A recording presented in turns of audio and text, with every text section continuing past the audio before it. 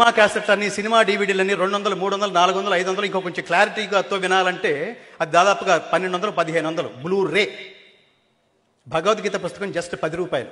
ఎంతమంది హిందువుల ఒళ్ళో, ఎంతమంది హిందువుల గుళ్ళో, ఎంతమంది హిందువుల ఇళ్లలో ఉందో మనం ఆలోచించుకోవాల్సిన స్థితి. ఒక జీవితకాలంలో భగవద్గీత శ్లోకం మనం చదువుతున్నామా, మన బిడ్డలకు నేర్పిస్తున్నామా? నేర్పిస్తే ఏమొస్తుంది?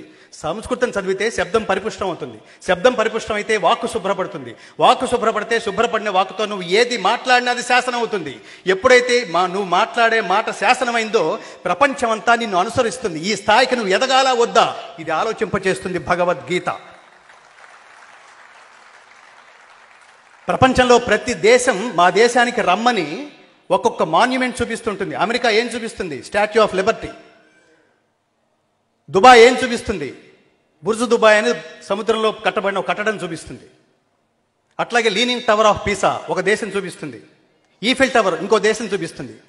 భారతదేశం ఏం చూపిస్తోందంటే తాజ్మహల్ అనే సమాధిని చూపిస్తోంది. అత్యంత దురదృష్టకరమైన విషయం. మాకు ఇది కనిపిస్తోంది, మీకేం కనిపిస్తోందో చెప్పమని నారాయణ రెడ్డి గారిని అడిగారు. భారతదేశం అంటే సమాధా అని అడిగితే ఆయన అదనలేదు.